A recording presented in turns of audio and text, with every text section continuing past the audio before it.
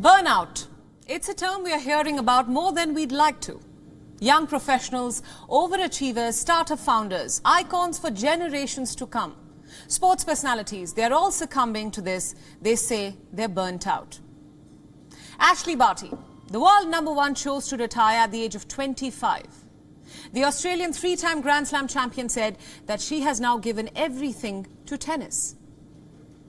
She could be one from an entire generation of talented individuals who choose to walk away from flourishing careers because they are burnt out. They say they are prioritizing their mental and physical well-being. Of course, we've heard of exhausted healthcare professionals, nurses, doctors. They've all been overworked during the pandemic. Mental health has now taken center stage as the world was locked down. On this special broadcast today with me, Priyanka Sharma, we'd like to hopefully ask and answer some important questions. Firstly, what is burnout? Why are younger people walking away from jobs and careers? Are we struggling to cope with the pressures of our workplaces? Has the pandemic had a long-lasting impact on our coping mechanism? Is the pressure to live a well-rounded life with fitness goals, eating well, self-care and excelling professionally leading to this burnout? Now, to give us more insights, we have guests joining us. I'd like to introduce my first guest at this point. Joining us on this special broadcast is Dr. Rajesh Sagar. He joins us now from New Delhi. He is from the Department of Psychiatry at AIIMS in New Delhi. Welcome, Dr. Sagar, and thanks so much for joining us on WION World is One. Thank you. Good afternoon. Yeah. My first question to you, as we've just introduced, over the last 2 years or so, we've heard of mental health taking center stage. Naturally, due to the pandemic, young professionals are walking away from so-called perfect jobs. What is driving this burnout? Basically, what we need to understand that stress is one of the important factors. And when we talk of stress, the one which is at the occupational stress, which is chronic over a period of time, then it leads to the burnout. Now, burnout, what is important is basically there are three important things. One is what is the physical exhaustion, which is there, or depletion of energy in that sense. The second point is what is you feel negative towards the work, or you feel distant from the work. And number three is your productivity and you are ineffective in your work. So these are, as per what we understand the burnout, it is there. And one of the important thing is, if there is an imbalance between work and life, we know that the work what we do, it's important part of our life. And if there is an imbalance, then it is one of the important things that which may lead to burnout. So there are multiple factors, and one thing is that what is important, the way we take care of physical health, similarly we need to take care of emotional health as well, because now we know the importance of mental health, and in that context it becomes very important. Basically, in burnout, you feel emotionally drained out, and there are a lot of emotional features which are there, which are seen, and which again are preventable, and which again are very important for us to recognize it, to understand it as an employer or employee. We need to know, and so we need to understand that.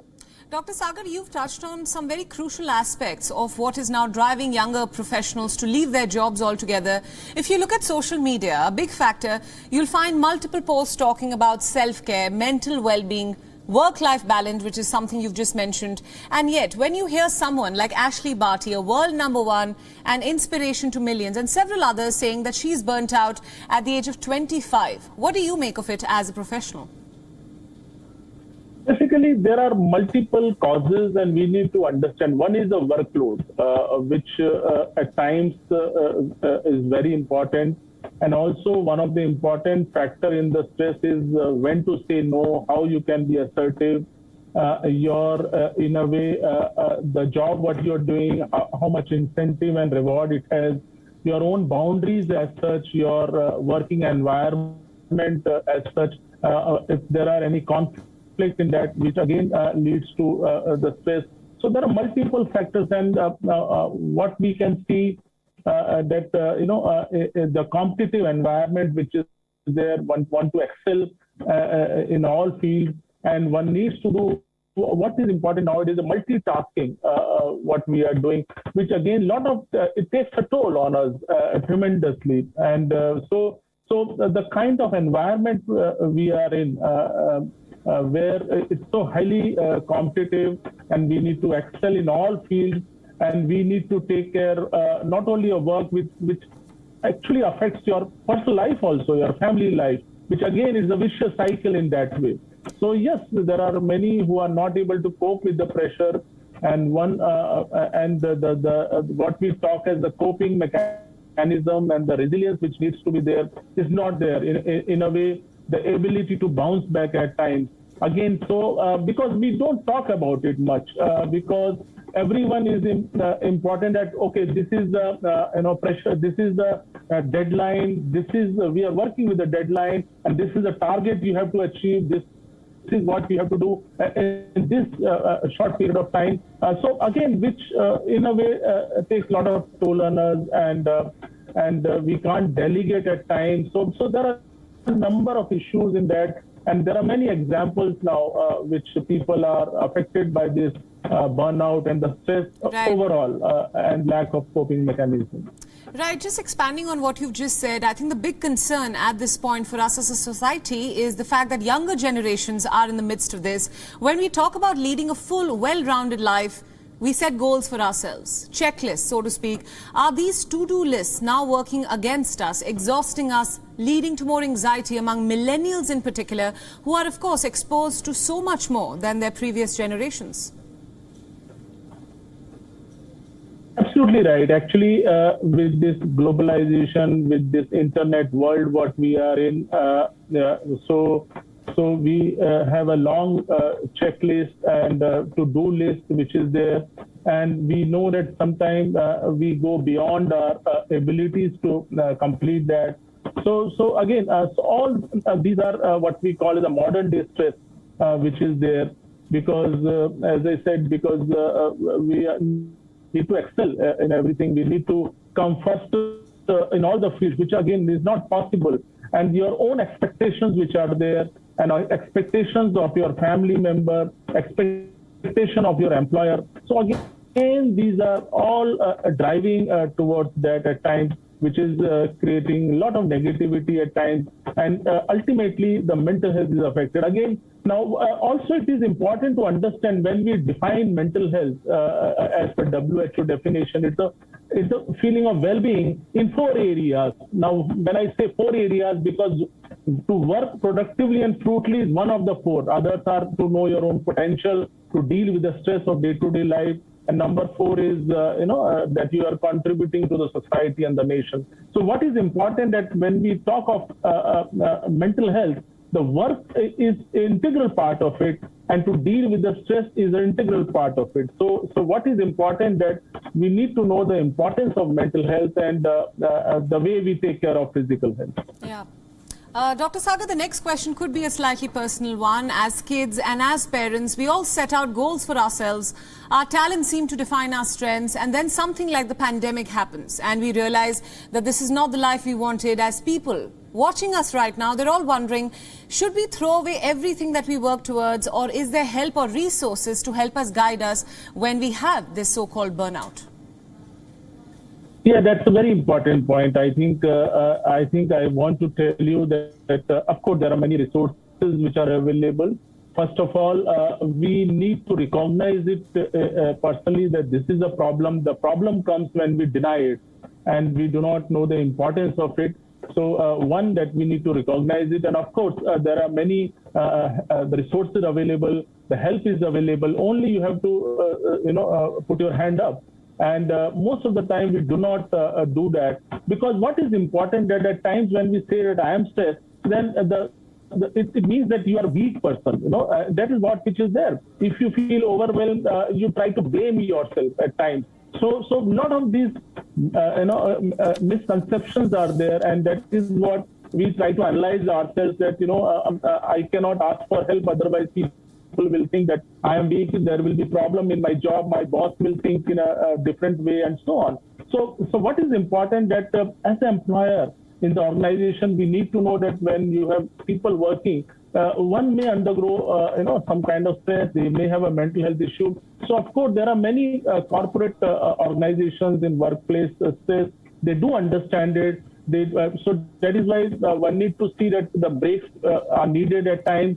You need a good support system in the organization. We need to talk about it instead of stigmatizing it. So, but change is coming in recent time. Everyone is understanding the occupational stress, the job stress which is there. But at the same time, much more needs to be done, because what is most important here is that the evidence has shown all over the world that because of mental health issues, there is a loss of almost in a year $1 trillion loss. Now, if you ask me how, because of mental health issues, stress, you lose your efficiency, you lose your productivity, and the whole, so in a way, it indirectly affects the society and the community and the nation. So mental health is one thing which is often hidden morbidity. And we need to understand that this is there. If you are taking care of a mental health of a person, of an employee, then in a way you are improving the productivity of the organization. So we need to understand this,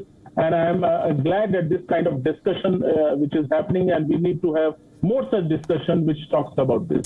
Absolutely. Doctor, the younger generations talk about being woke. It's a term that's being used a lot these days across social media. They have access to more information. Yet, we're getting reports of people under 30 succumbing to heart diseases, lifestyle pressures, and so much more. What kind of costs will this have on our future when we say that the young are essentially our future?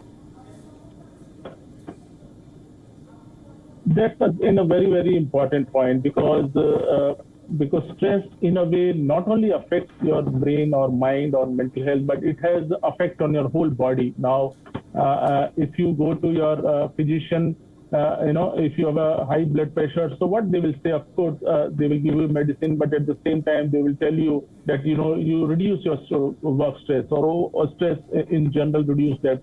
If you have a diabetes, then of course, it has a link there.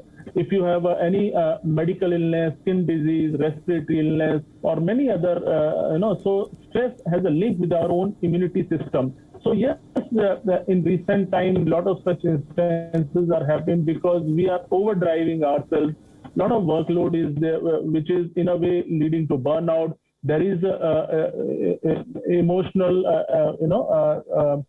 depletion is there of the overall resources what we are having.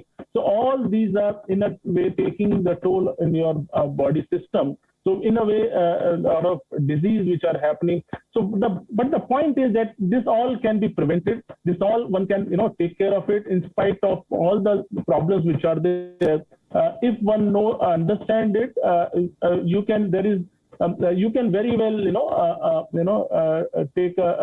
you can prevent some of these damages which has happened to you. So I think that becomes very important for all of us to understand this. Absolutely. Dr. Sagar, just some final comments there. I want to talk about the larger issue here. We're getting reports of high-profile individuals, successful individuals, some people who are so successful that we all are looking up to them, saying that they want to walk away from what is now being perceived as a completely perfect life, so to speak. So what happens to us as a society when the young working class just wants to quit? Is it simply privilege, or will it fundamentally change our relationship with work? We've seen examples of the Great Resignation in the US. Yeah, I think because that's important for us to understand that that's where the role of society becomes important. That's where the role of family becomes important. That we need to see that how we can take care of ourselves. If one aspect of your work is taking doing a lot of stress on you, then perhaps there is a time that what other system you have to, as a buffer you have to prevent some of the damages, some of the problems which has happened to you. So yes, there are many such instances. They quit, or they want to resign from the job because because they feel that enough is enough now. There is a time that I need to get away from it. So, but the important point is that the role of the organization, the role of society, role of family, or your friends, all these are important to really, make you in a balanced way. I think that becomes important, that, you take a decision based on your what the abilities you have. I think that becomes important. So yes, we need to understand. In time to come, this may again be a more of a problem issue, but we need to understand all these factors. Right. Dr. Sagar, thank you so much for that productive discussion. Some of the takeaways for me personally have been that workplaces and the society at large need to come together to tackle this issue, else the cost will be too high for us to pay in the future. Mental health, especially after the pandemic, and the pressures that have followed on working professionals, stay-at-home professionals, have been more than what has been perceived so far. And as a society, we all need to come together to work collectively towards the same. Thank you so much for speaking to us at WION World is One. WION World is One is now available in your country. Download the app now and get all the news updates on the move.